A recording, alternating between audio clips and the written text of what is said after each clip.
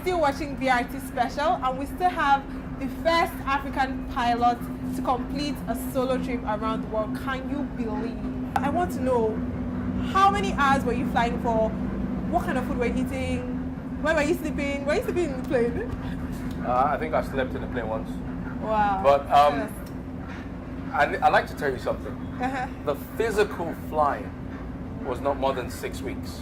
Okay. But the whole thing took about Wait, 9 months. Are you saying like 6 weeks back to back to back of No, flying? maybe every day for like 8 hours, 10 hours, 12 hours, Wow. non-stop of flying. So when you calculate it, it's maximum 6 weeks. What made mine special was the fact that when I took off, I had no money for the next leg. Wow. I opened a GoFundMe page and I named it "Help Me Fund My Next Mile." So it was remarkable in the sense that I didn't have any money to get fuel for the next leg. So it's the money from making noise on Facebook just now, when it comes in by the time I land at the next place, that I was using to get to. Did you ever get worried about getting stuck? Well, like, I did.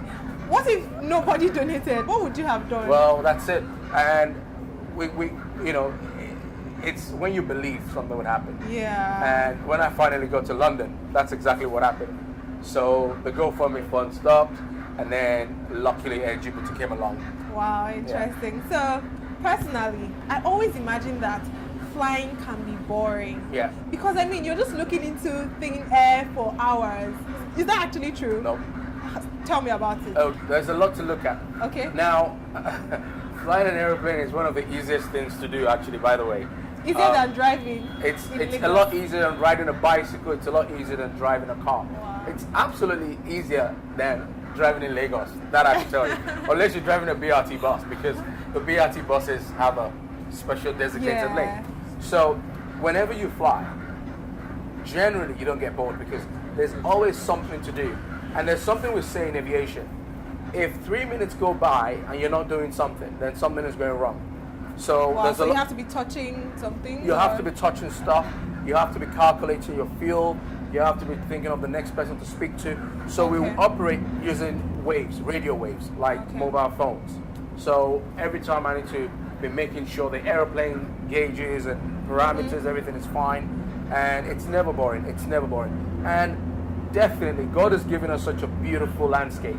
You know, sometimes you're counting clouds, you're checking out the shape of the clouds, Yeah. you're looking at the beautiful So that's what scenery. you people do when Listen, we're it's flying. the best office in the world. So when people say sky is the limit, I'll be like, Interesting. sky is not the limit because I have tea and coffee in sky, you know, in the sky. So Interesting. it's not boring at all. So you flew in a Cirrus SR-22. Yes, I did. I got it. 10 marks for me. Why? Thank you.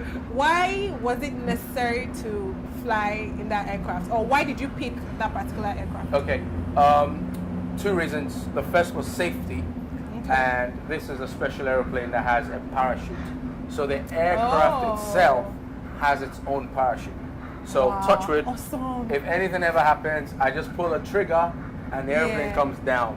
But Interesting. I mean, you know, safety is number one all the time. Yeah. The second reason is payload, and the airplane was made of composites, not Okay. aluminium and metals and heavy metals.